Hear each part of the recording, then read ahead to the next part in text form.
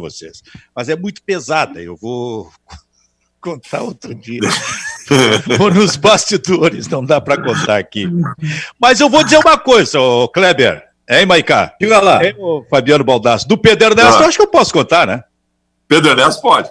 Aqui no Bairrista FC, que a gente estava no Rio fazendo um jogo, e depois do jogo, lá no Maracanã, a gente foi para um bar, que eu acho que era o bar Garota de Ipanema, se não me engano é esse, porque ele é cheio de quadros, assim, de fotos enormes de grandes nomes da música brasileira, especialmente aqueles da época da Bossa Nova, aí Tom Jobim, o João Gilberto, Vinícius de Moraes, estava lá o quadro do Chico Buarque também, enfim, grandes nomes da música brasileira. E aí estou eu e o Pedro jantando. O Helder, se não me engano, estava junto, Sérgio Guimarães, e o Pedro olhou para mim, sério, e disse o seguinte: será que eles topam colocar um quadro meu aqui nesta galeria? Eu confesso a vocês que isso aí já aconteceu há mais de 20 anos e eu nunca perguntei para o Pedro se ele estava falando sério ou se ele estava sacaneando. Mas o Pedro passou por uma evolução musical na carreira dele. Isso é importante frisar também. A gente, se por um lado há a crítica, o elogio, quando ele tem que ser feito, tem que ser feito. Por exemplo, o primeiro disco do Pedro Ernesto foi junto com o colega João Garcia, que era o Caialho Voador, que era um disco que marcou a sua época, mas era um disco musicalmente pobre. Mas depois o Pedro foi evoluindo musicalmente. Não, mas o refrão era maravilhoso. Caialho, Caialho, Caialho voador, Caialho, Caialho. Como é que, cara? Caialho voador. Eu até admito que melhor, o Pedro não tem... Melhor... E, Fabiano, não sei se é nesse disco aí que tem de um lado alho... como é que é? Alho voador? Né? Como é que é? Caialho voador. E a outra tem a mesa de 4 pés, não é? Não sei. Esse aí. Essa é maravilhosa. Tu vê, se tu pegar essas letras, Benfica, eu até concordo que o Pedro não tem condições musicais para estar nesse hall lá do bar do Rio de Janeiro. Mas essas letras, elas podem ser colocadas num universo bastante importante da música brasileira. Caialho voador sei lá, seria o wave da música gaúcha, mais ou menos. Cara, eu acho que nós estamos falando isso porque hoje é o dia do rock, né? E esse primeiro disco do Pedro... Ô, Maiká, tu que entende de música aí... Eu tô atônito, ouvindo... Eu tô atônito. Não tem esse primeiro disco aí que a gente cantou, do Pedro Ernesto com o João Garcia, não tem uns toques de rock? O que o Kleber tá mostrando aí? Não, eu tô pesquisando aqui se é o Garota de Ipanema mesmo. Eu tô achando aqui uma foto que tem uma parede que tem Tom Jobim, Vinícius. Tem mais algumas fotos aqui que eu não consigo. E aí tem uma partitura de Garota de Ipanema, um pôster, né, com a partitura. Não sei se é essa. Se é esse a cara, foto. Eu acho que é esse, sim. Então é Garota de Ipanema. Eu acho que é esse. Mas vê se tem aí a foto do Pedro e o quadro. Não, é que... mas não colocaram? Não, acho que ainda não, Pedro. Ô, Silvio. Então tá, ô Maiká, fala aí. Eu não sei o que dizer, né? O Baldasso diz que o Caialho é o Tom Jobim da música gaúcha. Não sei. O programa, uma da tarde, começou com o Caialho. Se começou com o Caialho, imagina como é que vai terminar esse programa. Mas não tem um toque de rock nisso aí, não? Eu, infelizmente, não ouvi essa pérola do cancioneiro gaúcho ainda, Silvio. Mas eu vou atrás. Não sabia, Silvio, aliás, eu não sabia da existência desse disco. Vou atrás. Eu acho que tem mais, não é rock, Benfica, eu acho que é mais tropicalismo, assim, é uma coisa mais, né? Sim, lembra um pouco o Roberto Carlos no Festival de Sanremo, na Itália, na virada das décadas de 60 e 70. Aliás, Silvio, uma informação que eu acho que uma coisa que pode ser importante para ti. Te lembra que na live do Roberto Carlos estava falando que o repertório era ruim? Né? Não é que é ruim, mas ele parece que é resistente. Mas eu tava lendo, eu tenho uma matéria esse final de semana que o Roberto Carlos conseguiu judicialmente os direitos sobre as músicas, as obras, as criações dele de 1960 a 1990, que pertenciam ao Universal. Talvez ele não tocasse por causa disso. É uma explicação. Então, vamos esperar a próxima, então. É isso aí. Vou esperar a próxima pandemia para ver a live do Roberto Carlos. Se ele não cantar na próxima live O Portão e O Divã, que aliás é a origem do nome do zagueiro do Vasco da Gama, se ele não cantar essas duas músicas é porque ele realmente não dá bola para os melhores momentos da sua carreira. Tá. E se não cantar, quero que vá tudo pro inferno também. E namoradinha de um amigo meu. Dá para incluir aí Eles Estão Surdos? Claro, Fantástico. Aí era virada. Aí era virada, 1972. O melhor disco do Roberto Carlos, para mim, Benfica, é um disco de 1977, que ele tá numa motocicleta, aquela de 3 rodas, triciclo, sei lá como é que é o nome daquilo, sentado com um chapéu branco. Esse disco tem Ilegal, Imoral ou Engorda. Esse disco tem O Progresso. Esse disco tem Você em Minha Vida. Esse disco tem... Qual é a outra música fantástica? Enfim, esse disco é uma obra de... É de 77, é uma fase... Alguns anos depois ele enveredou para o lado mais brega, que depois foi anos 80, 90, 2000. Mas esse disco de 77, para mim, é uma das maiores obras-primas da história da música brasileira. E eu tenho, Júnior Maicá, os 3 DVDs dos filmes do Roberto Carlos. O Roberto Carlos fez 3 filmes. Sim. E eu tenho os três DVDs. Um deles é de corrida, 200 km por hora, parece uma coisa assim. O outro, Diamante Cor-de-Rosa. Roberto Carlos a 200 por hora. O outro Diamante Cor-de-Rosa. E o primeiro, Roberto Carlos, em Ritmo de Aventura, que ele pilota um helicóptero, passa por baixo de um túnel, não sei se é o túnel Rebouças, e pousa no estádio do Maracanã. Pilotando aquele... Isso é 68, mais ou menos. Inspiradíssimo nos filmes dos Beatles, né? Os Beatles tinham... Isso aí. O Hard Day's Night, o Help também, né? Que era uma aventura, assim. O Hard Day's Night é um filme muito bom, assim. Depois eles acabaram perdendo a mão também. E era uma grande fonte de renda, né? Para as bandas, para os músicos. Ganharam muito dinheiro com isso. Elvis Presley tem filmes importantes também. O Elvis tem um monte, né? O Elvis tem um monte de filmes. No Havaí. Feitiço Havaiano. Heartbreak Hotel também. Cara, aliás, neste final de semana faleceu o neto do Elvis Presley, em circunstâncias ainda não explicadas, com 27 anos de idade, que é a idade trágica de grandes nomes da música. O filho, que era músico também, o neto do Elvis Presley, e era assustadoramente parecido com o Elvis Presley. Um negócio impressionante. É mais uma perda importante. É engraçado como... Assustador é ser parecido com o Pedro Ernesto. Ele tomou conta do programa. Alguém vai ter que contar isso aí pra ele. Ele assiste. E é engraçado como esses grandes astros, né, acabaram... Eles lutaram tanto por isso, né? E eles acabam depois não conseguindo lidar com todas as dificuldades, com todas enfim, a exposição, a fama, a mídia, o dinheiro, as drogas, né? E é um caso recorrente aí na música. E parece uma maldição, né? Essas grandes estrelas acabam se estendendo para a família também, né? O Michael Jackson, os filhos dele também passaram por... A filha dele, principalmente, passou por períodos difíceis. A família toda do Elvis, a mãe desse guri também, né? Teve seus momentos. Enfim, acho que até ela que casou com o Michael Jackson, né? Noivou por um tempo. Mas parece aquela velha história do bluseiro, né? Que encontra o diabo na encruzilhada e vende a alma dele pro demônio, né? Pra conseguir o sucesso. Sabe que é uma coisa... É a lenda do blues, né? É a lenda o que se diz dos bluseiros antigos, né? Que eles se encontravam com o capeta na encruzilhada. Mas acaba... Essa maldição da fama é uma herança maldita para essas pessoas, né? Infelizmente. Tu sabe que é uma coisa curiosa que acontece em relação às mortes por drogas através do mundo da arte.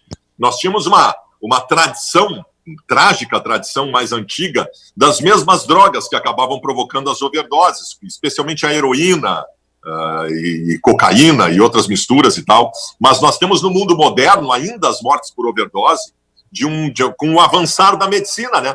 As drogas da morte por overdose do mundo moderno, elas são relacionadas são drogas lícitas, mas drogas ingeridas numa quantidade muito grande de forma sistemática, que são os tranquilizantes, são os remédios para dormir. O Michael Jackson morreu por conta de um costume que ele tinha de tomar uma anestesia geral para dormir de noite. O Prince também morreu. O próprio Prince Elvis também morreu assim. O Elvis foi assim. O Elvis foi a base do medicamento. O Elvis mais ou menos abriu essa realidade. E o ator que fez o Coringa, maravilhoso, antes deste, agora do Joaquim Fênix. Heath Ledger. Esse aí morreu também, muito novo, por conta de exageros em remédios para tornar a vida tranquila. É um negócio impressionante isso. O Maiká estava falando dos Beatles, né, e mudando só um pouquinho, mas continuando nessa seara aí, eu fico imaginando, assim, quando eles decidiram, eu acho que foi em 1966, eles decidiram não fazer mais shows, porque, cara,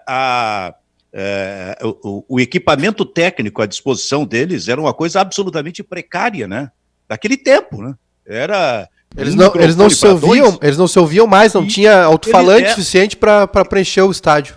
Tal era a gritaria, tal era a histeria, né, das fãs que assistiam os shows. Aí os caras decidem, tenta imaginar hoje alguém decide isso, olha, não vamos mais fazer shows. Pois os caras decidiram isso, acho que foi em 66.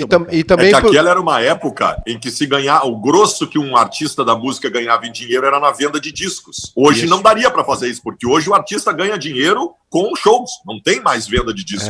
Então também, hoje seria meio difícil eles tomarem essa decisão. E também eles começaram a pirar tanto no estúdio, a criar tanta coisa, né, que ficava impossível reproduzir no palco. Então... E com essa decisão eles meio que acabam de inventar o videoclipe, né? Porque eles começaram a gravar as apresentações, mandavam para os programas passar, e aí daqui um pouco eles começaram a criar roteiro, né, inventar toda uma história, fazer uns filmes curtos sobre as músicas, e aí acabou inventando o videoclipe. Bom, 1h12, a gente está com o Bairrista FC na parceria Grupo Bairrista e RDC TV com Kleber Grabowska, Júnior Maiká, Fabiano Baldassi. Eu vou dizer uma coisa para vocês, eu até escrevi sobre isso. O futebol podia esperar um pouco mais.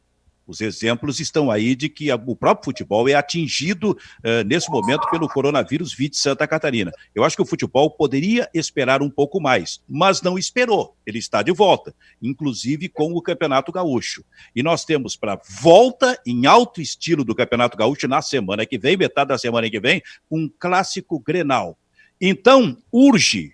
De acordo com aquilo que foi nesse programa aqui na sexta-feira que o presidente da federação falou sobre a possibilidade do Grenal ser não na quinta, mas na quarta-feira com televisão aberta. Então é fundamental que o clássico Grenal, que reabre de alguma forma o Campeonato Gaúcho, que o clássico Grenal seja na quarta-feira com televisão aberta. Porque não tem como, sendo com TV fechada, pay-per-view e muita gente não tem o pay-per-view, não tem como não acontecer aglomerações em várias partes da cidade e até no interior do estado para assistir o clássico Grenal. E isso vai ser efetivamente muito perigoso e a gente pode notar isso 10 ou 15 dias depois. Que o poder público ajude nisso, que ajude a RBS a pressionar a Rede Globo, que libere o horário para que o Grenal seja transmitido em TV aberta na quarta-feira, dia 22 à noite. Tu tem toda a razão, é uma questão de saúde pública.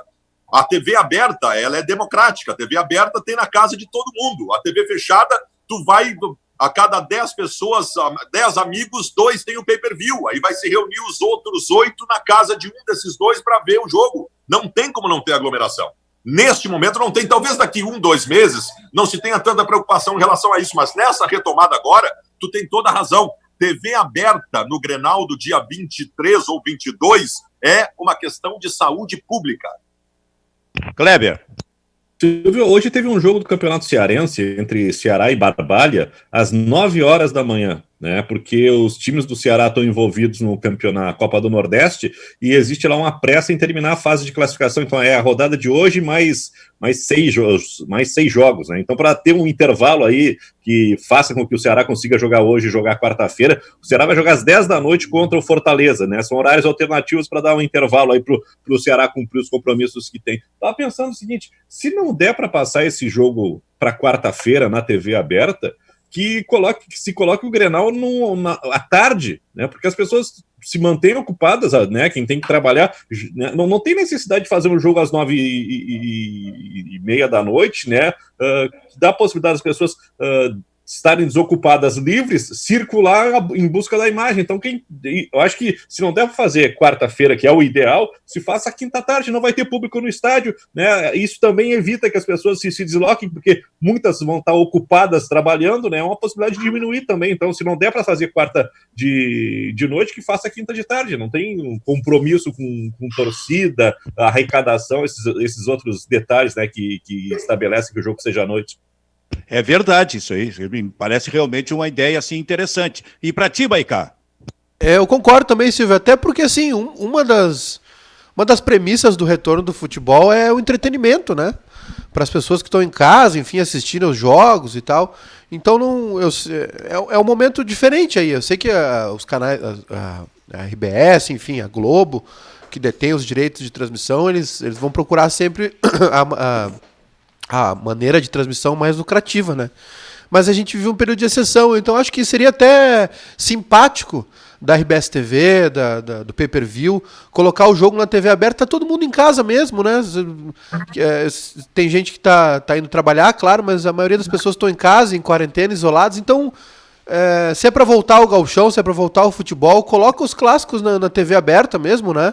Pra dar uma alegria pro pessoal que tá em casa também.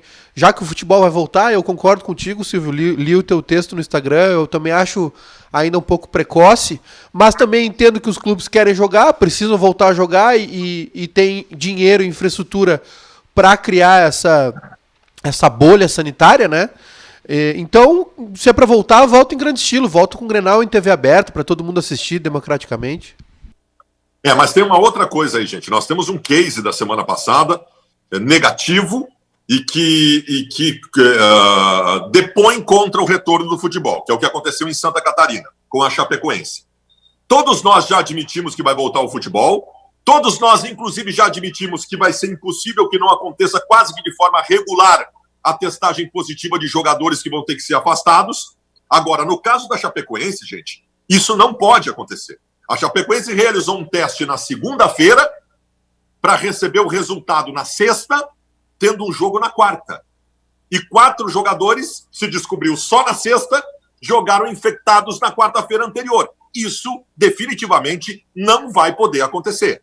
A testagem tem que acontecer antes dos jogos e o resultado tem que sair antes dos jogos, mesmo sendo 2 jogos por semana, para se saber se algum jogador está infectado. O que aconteceu lá depois acaba virando uma bola de neve, se cancela uma rodada do Campeonato Catarinense e se depõe contra esse retorno do futebol. Tu não pode testar numa segunda-feira para receber os resultados na sexta, tendo um jogo na quarta. Aqui não pode acontecer isso, Benfica. Vai voltar o Campeonato Catarinense? Não, eu acho que sim, mas... Não, parou por 2 semanas, né? Até o presidente está contaminado, Eu não sei se volta. Outra coisa, Silvio. Sim, Kleber. Esse movimento de volta de futebol, ele teve assim como precursores, né? Lógico que o Flamengo e o Vasco que foram a Brasília fazer lobby com o presidente Bolsonaro, mas aqui as primeiras federações que se manifestaram a respeito da volta do futebol foram do Paraná e de Santa Catarina, né? Junto nessa semana aí, e aí o governo de Santa Catarina disse, não, por enquanto não dá para voltar, só mais adiante. Então quem se apressou em fazer a volta do futebol, no fim está pagando a consequência, aquilo que a gente pensava assim, não, futebol é uma ilha que não vai ter problema, a gente está vendo no Rio de Janeiro e em Santa Catarina. Eu não sei se todo mundo observou que deu um corte ou eu tô louco Pra mim aqui não, Silvio. Pra mim tá pra mim não. Vocês... então tá, então foi pra mim, chegou bem pra todo mundo, então, essa manifestação do Kleber aí. Sim? Tem uma notícia aqui que saiu agora no UOL, que a Federação Mineira impôs o famoso WO, né? Para os clubes que não tiverem atletas suficientes, mesmo por causa do Covid. Então, com sensibilidade, hein? Se o clube tiver alguns jogadores infectados e não puder jogar, vai perder por WO lá no Campeonato Mineiro. Tem rebaixamento lá, será? Acredito que sim, acredito que... vou ter que investigar isso, mas... Aí é mais do que insensibilidade, é uma imbecilidade. Tem que ter concessão, né, Silvio? De ambos os lados, né? Tem que ter porque isso pode acontecer a qualquer momento. Maiká, eu vou te dizer uma coisa, eu tô muito preocupado com a volta do Campeonato Gaúcho.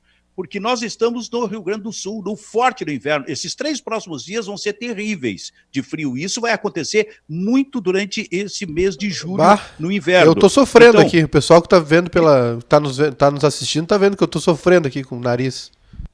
Pois é, dá para ver, esse teu nariz aí não tem solução também. Mas o que eu ia dizer é o seguinte, eu temo que daqui a pouco recomece o Campeonato Gaúcho e ali adiante pare, Baldasso. Não duvido. Tomara que não. Mas eu acho eu torço para que não, cara. Eu acho que se tu fizer testes, o Inter e o Grêmio estão fazendo testes no começo da semana de novo. Se tu fizer testes sempre antes dos jogos e tiver os resultados sempre antes dos jogos, tu vai ter eventualmente um ou outro infectado. Se tu separar esse um ou outro infectado, tu corre muito menos riscos de acontecer o que aconteceu, por exemplo, em Santa Catarina. Eu acredito nisso. Os jogadores... Se a gente não acreditar nisso, a gente tem que entender que não tem como voltar ao futebol. Os jogadores... O Inter, né, quando começou a desconfiar que um jogador estava com sintomas, ele parou a programação e fez um teste rápido na segunda-feira, e aí na terça-feira tinha a informação que mais 3 jogadores estavam contaminados. Né? Os jogadores... Essa providência tem que ser tomada. Né? Se os jogadores não querem isolamento total, como foi feito lá nos Estados Unidos, onde ficou todo mundo confinado, numa bolha lá, como eles estão chamando de bolha, né? Se os jogadores não querem... É outro padrão, né, Silvio? A NBA investiu uma grana pesada, milhões e milhões de dólares. Cada jogador ganhou um anel que monitora a saúde deles em tempo real, né? Temperatura, todos os sintomas de Covid. Só para dar um exemplo, né? Mas se os jogadores de futebol se os clubes querem um retorno das competições, que conseguiram, né? Tá, as datas já estão aí estabelecidas, vai voltar tudo, Brasileiro, Libertadores. Se as federações e os clubes querem que as coisas funcionem, eles estão na mão dos jogadores. Ou aumenta a concentração, aumenta o rigor em cima dos jogadores, ou apela para a consciência dos caras. Porque se no tempo livre deles, furar a quarentena e espalhar como espalhou, como foi lá na Chapecoense, acabou. Os caras vão ter que se comportar também, vão ter que dar uma seguradinha um pouquinho. Né? Vão ter que... É um momento de doação de todos. Então, se o futebol vai voltar, para mim, na minha cabeça, o principal adversário do retorno do futebol agora são os jogadores. Se os jogadores não se comportarem, não vai ter jeito, porque os clubes estão gastando. Os clubes investiram pesado nisso aí, e é teste rápido, câmara... de limpeza lá, que o cara passa antes de treinar, e o departamento médico, todo mundo isolado. Se os jogadores continuarem quebrando a quarentena, não vai ter jeito. Bom, a gente está muito com o foco, evidentemente, está muito próximo da gente, da dupla Grenal. Mas em relação aos clubes do interior, tudo bem também nessa questão de testes, pelas informações que vocês têm, não? O São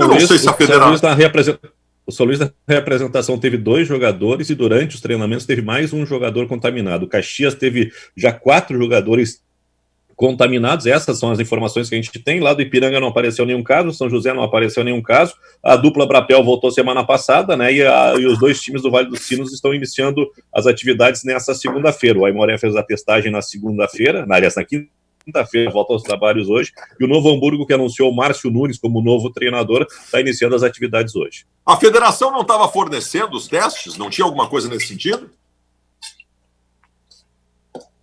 Não sei. Tá no protocolo, agora não sei se é para o período de jogos ou para o período de preparação, né? Pois é. Bom, a ver é o seguinte, tem Grenal marcado para a semana que vem, tomara que seja na quarta-feira, como a gente falou aqui, com televisão aberta. Mas tem Grenal, ou quarta ou quinta-feira. O Renato Portaluppi, 4 meses depois, chegou para trabalhar, Júnior Maicá, 10 dias com o Grêmio. Os exercícios de irresponsabilidade do seu Renato Portaluppi no Rio de Janeiro, na praia, foram vários. Ele exagerou. Aliás, não era nem para ter ido para a beira da praia em função de que é grupo de risco e especialmente para não contrariar o seu discurso no último jogo contra o São Luís de Juí, quando, se não me engano, ele estava de máscara, dizendo que o futebol precisava parar. E aí o Renato foi exatamente para, durante 4 meses, várias vezes, como aconteceu nesse final de semana, inclusive com intervenção da polícia lá do Rio de Janeiro, chamando a atenção deles, ele foi para a praia. Agora chegou o Renato, e aí eu já quero desenvolver com vocês o outro aspecto, não das manifestações de irresponsabilidade dele lá. O que é possível, Júnior Maicá, nosso velho youtuber gremista, fazer em 10 dias, quando o Renato poderia ter estado aqui já há algum tempo, fazendo no mínimo contatos com os seus jogadores, verificando reações de jovens jogadores, fazendo, enfim, o que de alguma forma o Eduardo Cudê fez pelo lado do Internacional. O que pode fazer o Renato em 10 dias, depois de tudo aquilo que ele fez no Rio de Janeiro, hein, Maicá? Olha, Silvio, o Grêmio agiu certo nessa história, né? O Grêmio entendeu que o Renato era grupo de risco e deixou ele em casa. No momento que o Renato começou a ir pra praia, eu acho que o Grêmio devia ter chamado ele de volta. Porque se ele tá bom pra ir pra praia, ele tá bom pra trabalhar, né? Tá bom pra ficar aqui. Ele vai estar mais bem cuidado aqui do que indo pra praia jogar futevôlei, né? Ainda mais que o Renato é grupo de risco. É chato, né? É chato pro torcedor gremista ver o seu treinador tomando mijada da guarda municipal lá do Rio, mandando sair da praia, né? É feio, isso é ruim pra instituição. Mas, assim, eu devo isentar o Grêmio aqui, né? O Grêmio fez a sua parte, se preocupou com o seu profissional, entendeu que ele era de grupo de risco e o deixou em casa, né? Mas eu acho que o Renato podia estar aqui há mais tempo. Na questão dentro de campo é muito preocupante, realmente. Assim, não teria muito trabalho tático para fazer, mas teria muita análise para ser feita, né? Hoje, a gente sabe que o futebol hoje, né, Silvio? Ele é um aparato de coisas, né? É análise de desempenho, é estatística, é vídeo, né? Então, assim, a sensação que eu tenho é que o discurso do Renato naquele jogo contra o São Luís foi da boca para fora. Foi uma medida populista de quem queria parar mesmo o futebol, sei lá por qual motivo, né? E no fim, quem está exposto são os jogadores, né? Ainda mais com essas atitudes do Renato. O Renato fez um teste agora pela manhã e deu negativo, ainda bem, né? Ainda bem que deu negativo. Mas ele correu riscos. Ele correu muitos riscos. Se um cara que vai pra praia, um cara que vai jogar futevôlei, ele tá na linha de frente, né? Tá exposto ao vírus e podia ter trazido isso pra dentro A mesma coisa que eu falei dos jogadores serve pro Renato, né? Ele podia ter trazido isso pra dentro do Grêmio. Ainda bem que não trouxe. Dentro de campo é muito preocupante, realmente, Silvio, porque assim, tem muita coisa para se fazer num clube de futebol. Tem muita coisa para se fazer, não é? Não é só dar coletivo, só analisar o campo. Tem muita coisa para se fazer num grupo de jogadores. E o Renato vai ter pouco tempo para trabalhar. O Grêmio provavelmente vai se apresentar da mesma maneira, né, que se apresentou nesse ano. Taticamente, na bola, tá? Nos Grenais, o primeiro Grenal, o Grêmio ganhou, acho que o Inter sentiu muito aquele Grenal e depois que o Inter teve um jogador expulso, até acabou equilibrando as coisas, que o Grêmio foi meio que displicente, enfim. E o Grenal da Libertadores já foi outra história. A gente já viu um Inter diferente, jogando, encarando o Grêmio, como há muito tempo não se via, né? E eu acho que falta isso pro Renato. Ele não percebeu que as coisas mudaram, né? Assim, o Grêmio estava acostumado a enfrentar um Inter acuado há muito tempo, né? Porque sabia que era inferior tecnicamente, taticamente, mas hoje a coisa mudou de figura. Então o Renato tem 10 dias para trabalhar, né? Não sei o que ele vai fazer. Provavelmente vai ser a mesma coisa de sempre, né? Porque o Renato é um cara muito pragmático, vai ser aquele Grêmio de sempre. E aí precisa saber se ele vai conseguir implantar o contraveneno ao Inter do Cudê, porque o Inter mudou dentro de campo, melhorou muito, evoluiu muito taticamente, né? E é um jogo importantíssimo, é um Grenal, volta um Grenal, é um trabalho todo, a análise de um trabalho no começo de ano de estadual é Grenal, né? Por mais que as circunstâncias hoje sejam diferentes, é um Grenal e o Grêmio tem que ganhar. Benfica, assim... Baldasso, fala o Baldasso e depois eu quero a opinião do Kleber sobre isso. Tu tens bem mais experiência do que eu, mas nós convivemos com estádio de futebol e com vestiário e com ambiente do futebol por muitos e muitos anos.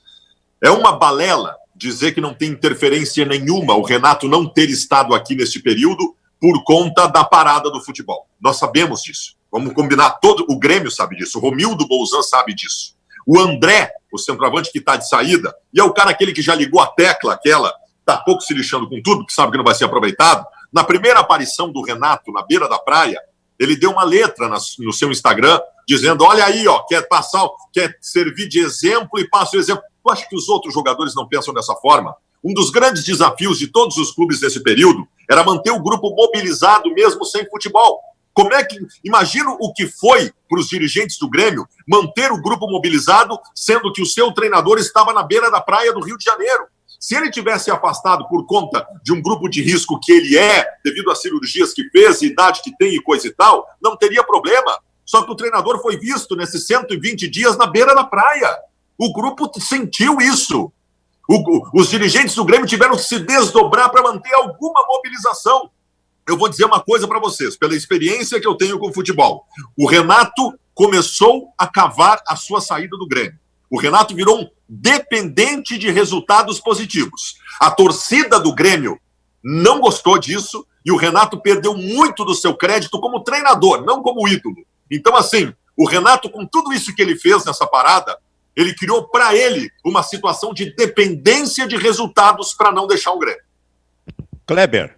Bom, o Renato ele não foi visto uma vez, ele foi visto 6 vezes na beira da praia, né? E para completar, no último dia ele vai dar mais um passeio, né? Então acho que o Renato, que foi uma figura de protagonismo quando parou o Campeonato Gaúcho, né? Pedindo até a possibilidade de greve dos jogadores por causa da pandemia que se aproximava, no fim ele pregou uma coisa e praticou outra, né? Não serviu como exemplo.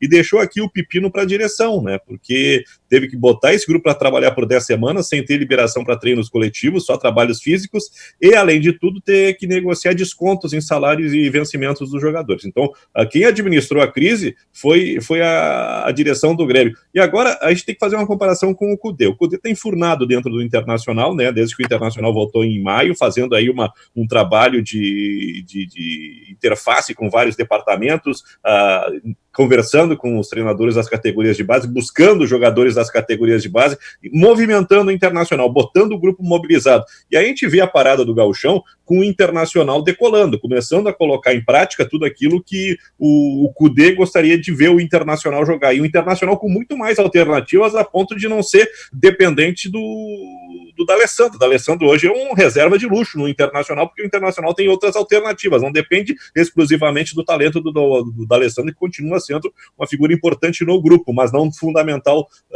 a ponto de não ser substituído no time titular. O Renato tem muitas coisas para resolver. O Renato tem que descobrir o que vai fazer da lateral esquerda, porque perdeu o Caio Henrique, vai continuar apostando no Cortez. Será que não deu tempo de observar esses garotos que tem na base, 2 garotos que foram chamados para o grupo de cima? Qual é a intimidade que o Renato tem com esses guris e qual é a intimidade que esses guris têm com o Renato para falar qual é a melhor maneira de trabalhar? Essa é uma questão. O Grêmio, como é que vai administrar o Maicon? O Maicon estava caindo pelas tabelas, não aguentava 90 minutos. O Grêmio tem que pensar mais adiante na situação do Diego Souza, que para Gauchão está muito bem, está fazendo gol, está decidindo o Grenal, mas o Diego Souza já é um jogador veterano, é um jogador pesado, e ele não vai suportar o ano todo, né? O PP era um cara que estava pedindo passagem, o Renato não administrou essa questão, e acho que a grande esperança do Renato é Jean-Pierre. Jean-Pierre voltou, né, nas últimas partidas do Gauchão, lá em março, estava voltando, jogou o Grenal, jogou contra o São Luís, até mudou a cara do time no jogo contra o São Luís, e o Renato talvez esteja muito se fiando na qualidade do Jean-Pierre para equilibrar um time que não estava fazendo uma boa temporada nos 3 primeiros meses desse ano. Agora eu vou dizer uma coisa para vocês, hein? O futebol é passional demais. Aliás, como está sendo a política no Brasil nesse momento. Mas o futebol, ele é passional. Nesse momento, eu tenho certeza que existem torcedores do Grêmio que concordam com a gente, com aquilo que nós estamos dizendo. Mas existem muitos torcedores, em função da passionalidade, que estão nos dando pau. Porque é o Renato e porque é o Renato e porque é o Grêmio. Quer dizer, eu não quero pensar. O que eu quero é dar pau se estiverem criticando o meu ídolo ou o Grêmio, esse tipo de coisa, né? E até nós não estamos criticando o Grêmio, nós estamos criticando claramente o Renato. No futebol é muito passional. O Renato chega com uma defasagem extraordinária, 10 dias para trabalhar. O Cudê já está aqui há mais tempo. Mas, repito, o futebol é muito passional. Imagina se o Grêmio ganha o Grenal da semana que vem. Tá bom, claro. Aí não vai faltar Imagina, quem diga... Viu? Vocês deram pau, tá aí, porque ela vai ganhar. Aí vem todo, inclusive o Renato. Inclusive o Renato, porque o Renato ele chegou com este desafio, por enquanto, para dar respostas, responder às questões que lhe foram feitas. Agora, se ganhar o Grenal, imagina o que vai acontecer, inclusive de parte do Renato.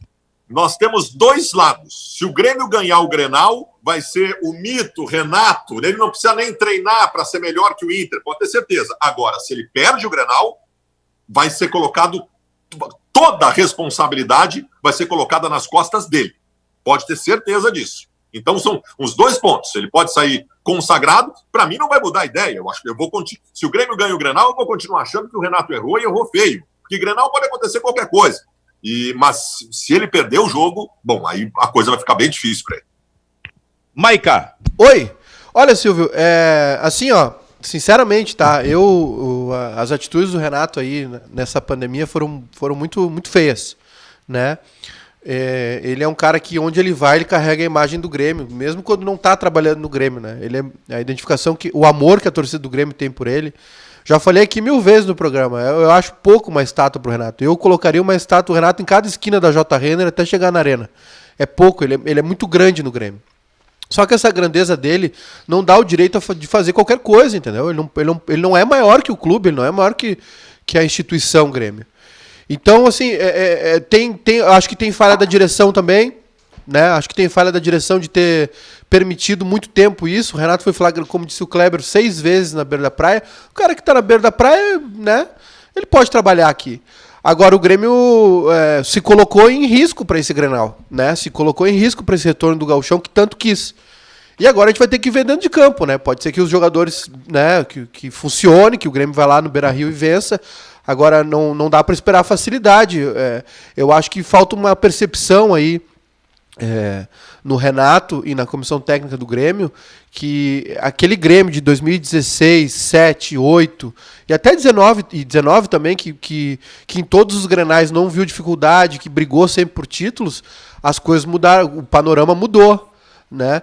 A gente tem um Flamengo aí que não tomou conhecimento do Grêmio, a gente teve um Grenal de Libertadores que foi bem complicado, que o Grêmio tanto podia ter vencido quanto perdido, né?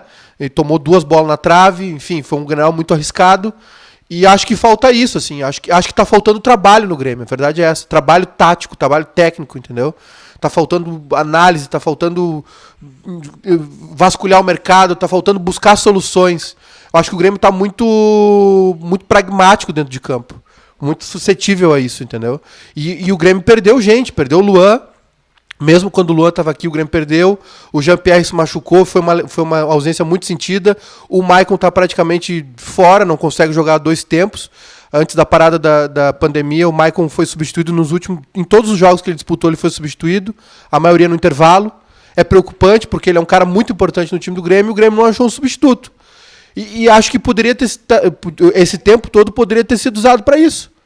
Para treinar, para tentar melhor, para treinar esse time, para pensar em soluções, entendeu? Agora tem 10 dias, vai ser a toque de caixa, é um Grenal no Beira-Rio, o Inter entra como favorito, né? Porque joga em casa. É um Grenal. Quem se colocou em risco foi o próprio Grêmio. Quem se colocou na Berlinda, quem se colocou no pincel foi o próprio Grêmio. Que o técnico estava na praia, os jogadores aqui abandonados, enquanto o Inter trabalhou. Né? Vai ser na superação, vai ser na garra, vai ser na qualidade. O Grêmio tem jogadores que podem resolver, tem o Everton, tem o PP que estava em grande fase, tem o Jean-Pierre. Vai ter que ser nesse detalhe aí. Agora a tendência é que o Inter entre melhor no Grenal realmente e vá para cima do Grêmio, porque o Grêmio se colocou nessa situação. Ô Maicá, imagina se tu tem o teu pedido atendido e o Grêmio mete estátuas do Renato por toda a J. Ia ser bonito, né? E aí tu vai num jogo lá na arena e tu resolve tirar foto em cada uma destas estátuas. Ia ser bonito. Vai chegar sempre atrasado pro jogo. Imagina. E é por isso que eu fico tão chateado com o Renato, entendeu? Porque ele é um cara tão importante pro Grêmio e parece que ele não sabe disso, né? Tem horas que ele... Não é possível que jogar um futevôlei na praia seja mais importante do que tudo que ele representa pro Grêmio, que a saúde dele, né? Não é possível isso. Então, realmente, assim, é decepcionante ver o que aconteceu ontem, sabe? De ver o cara tomar uma mijada... Um homem de 60 anos tomando uma mijada da polícia na praia, sabe? É triste. Ô, Baldasso, imagina tu em um Grenal na arena... E a cada metro tem uma estátua do Renato ali pela J. Renner. Tem que ir pedindo a bênção daí. Eu fico só pensando na felicidade dos cachorros que circulam pela rua ali. Os cachorros? Os cachorros. Ô, Kleber Grabowska. Primeiro que eu não vou na arena, né? Por quê? Tu ia ser super bem. Porque eu tenho a impressão que eu não seria bem recebido, mas o que tu acha? Ah, se eu for tomar uma ceva, eu te levo. Tomar uma ceva ali no bar da Isa, ali não vai ter problema. Não, eu te levo ali no... rapaz.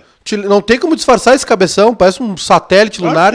Eu te levo ali no bar ali que o pessoal da geral fica. Como é que tu pode? Vai disfarçado de Aveline. Pode ser. Não, mas nem dá, porque o Avelino é uma figura popular também que as pessoas conheceriam, não é legal. Tem bronca com a imprensa também. Baldasso, vamos fazer o seguinte, ó.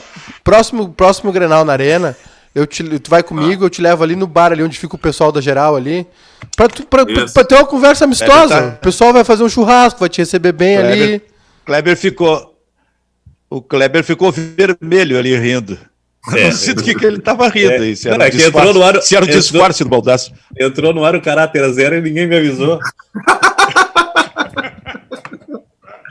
Ô, Kleber, que camiseta é essa aí atrás de ti? Essa aí é do Futebol Clube Santa Cruz, né? O Galo da capital do fumo, né? A gente estava falando sexta-feira a respeito dos clubes do interior que estão penando, né? E o Santa Cruz é um time que está tentando se reerguer, né? Um time que teve nos anos depois da extinção da Associação Santa Cruz, né? Que foi aquele projeto do Hofmeister de fundir os times da mesma cidade para ganhar força no interior em relação ao interesse cada vez maior dos torcedores locais por times da capital e por campeonato brasileiro, né? Aí veio a Avenida e o Santa Cruz, voltaram a existir, né? E o Santa Cruz foi um time que dos anos 80, anos 90, acho que até o início dos anos 2000, né?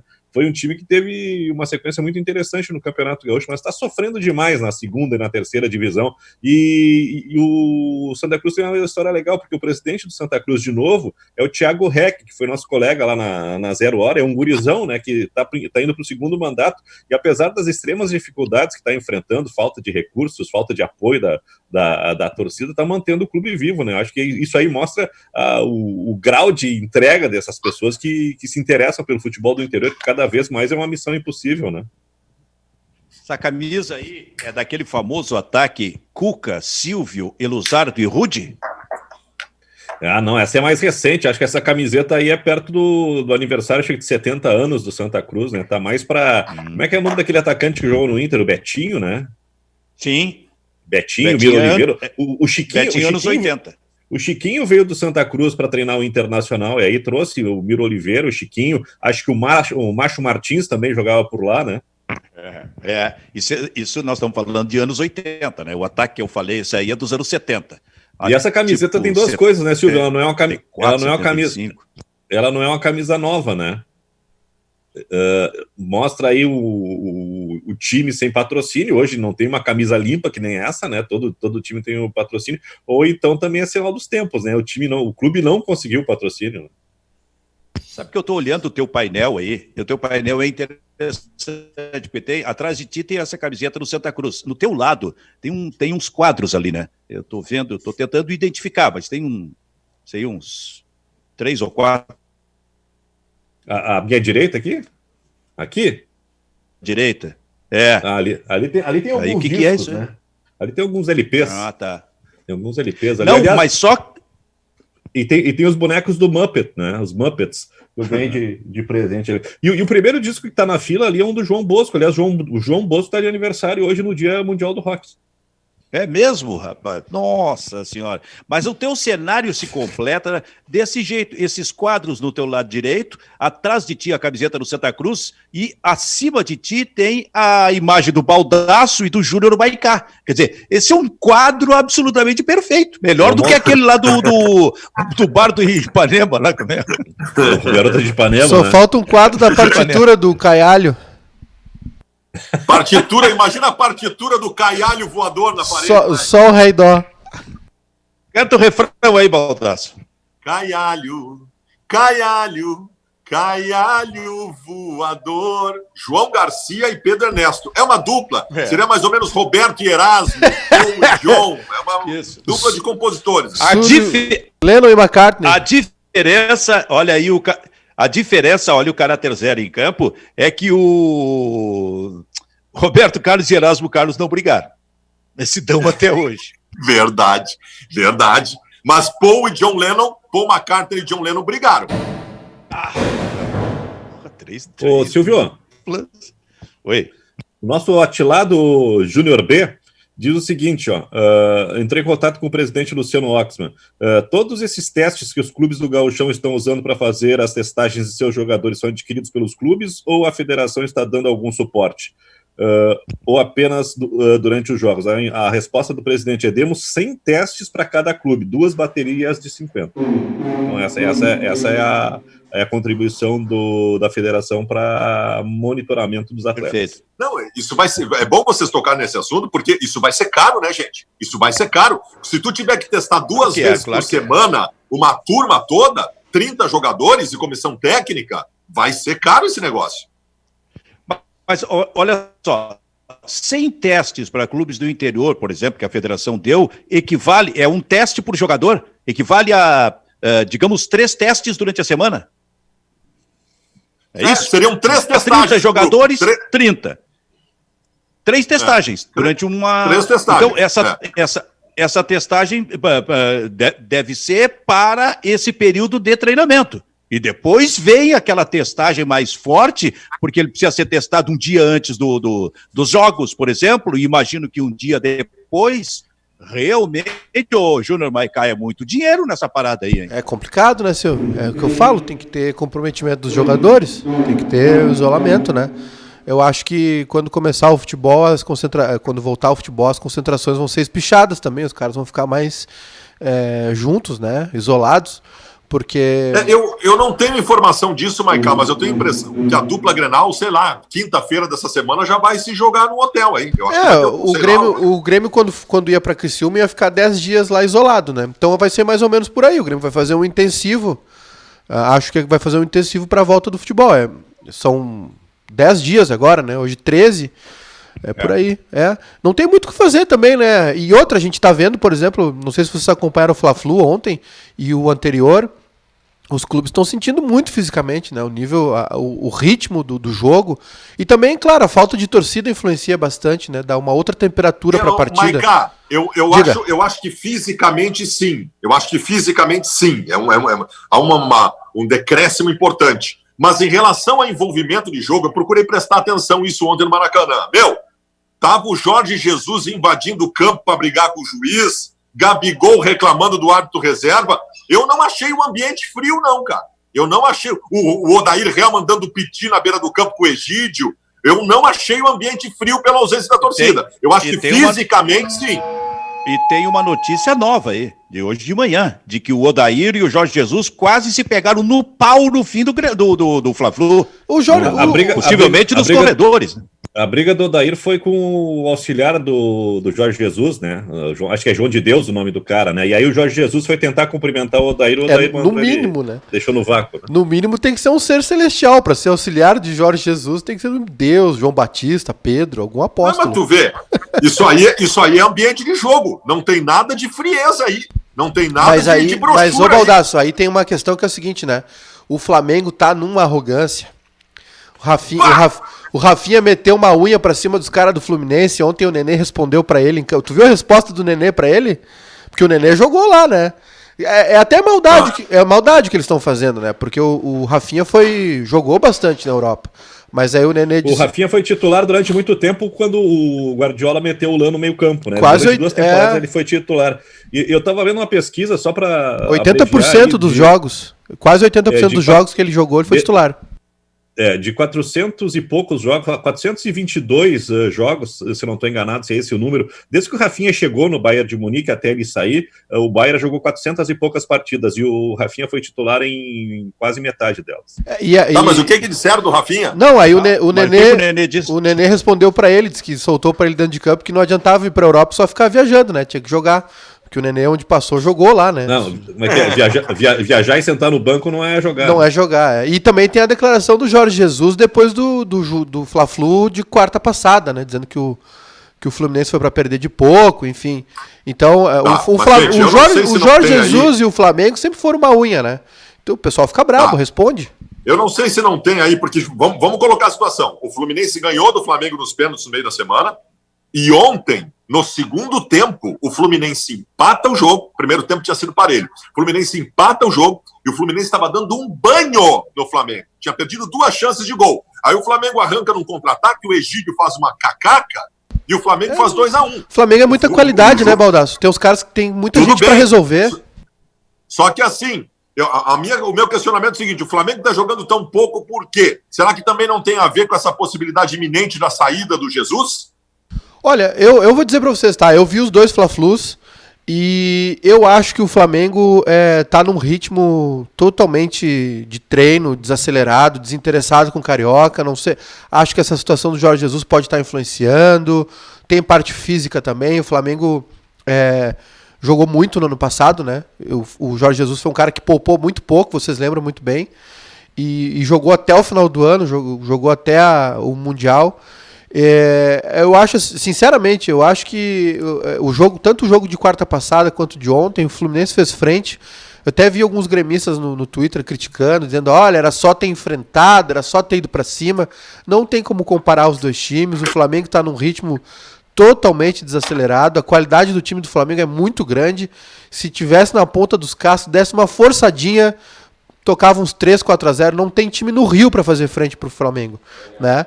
Mas aí as circunstâncias... O Fluminense, Júnior, o Flu jogou no limite, né? O Flu jogou no limite e ainda sem o Ganso e sem o Fred, que iam desacelerar o time. Só que jogando no limite, sendo melhor em 3 dos 4 tempos da partida, não ganhou nenhum, foi campeão do primeiro turno nos pênaltis, né? E ontem, jogando melhor que o Fluminense, cometeu uma falha no segundo gol gritante do Egídio e acabou perdendo a partida, né?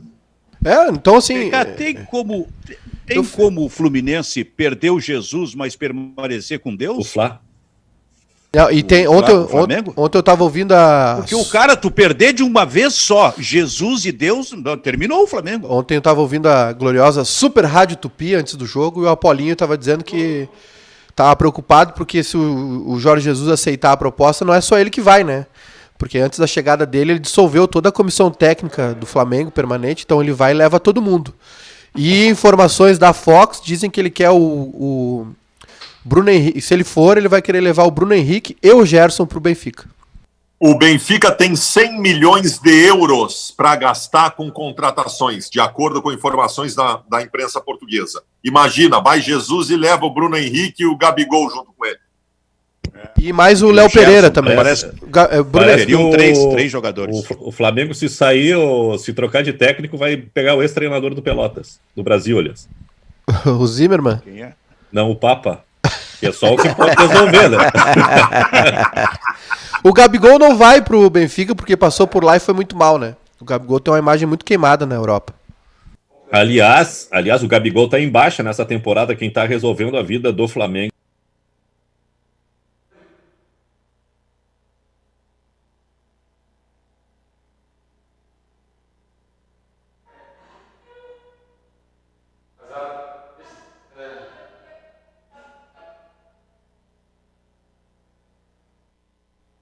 Denúncia.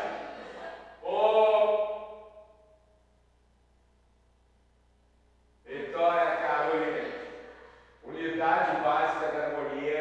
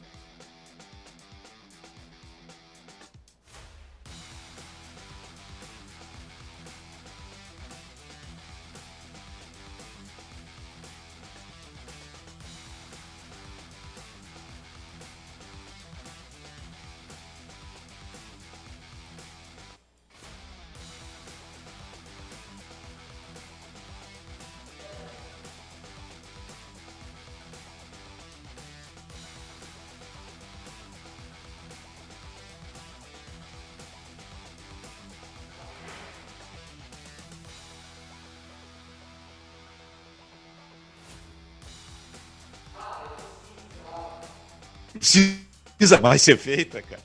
Porra, em tudo que é Grenal. Meu Deus do céu, eu acompanho o Grenal há uns 50 anos, mais ou menos. Essa pergunta sempre foi feita.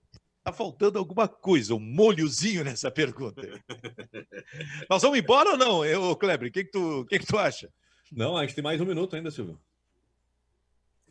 Como é que tu sabe? O Júnior B tá me monitorando aqui. Então, deixa eu dizer para você o Júnior seguinte. Eu falei com o Luciano Oxman hoje pela manhã pelo WhatsApp, e ele me disse que a definição da transmissão pela TV ou não, dia 22 ou 23, é entre hoje e amanhã. Provavelmente o programa de amanhã já vai ser feito aqui com a definição de quando vai ser o Grenal. Perguntou pro Luciano que é o favorito pro Grenal ou não? Não perguntei. Luciano está conduzindo muito bem, hein? Ele não aceitou a pressão do Grêmio para adiar o Grenal. Parabéns ao Luciano Oxman. Está muito melhor que o Noveleto. Resolvesse falar isso no fim do programa, quando caiu o contato com o Maicá, né? Não, o Maicá tá de volta. Maicá tá de volta. Então, 30 segundos para tu responder pro Baldasso aí, Maicá. Ué? O Romildo Bolzan disse isso. Romildo Bolzan disse em contatos que foi feito que estava tentando trocar a rodada, pô.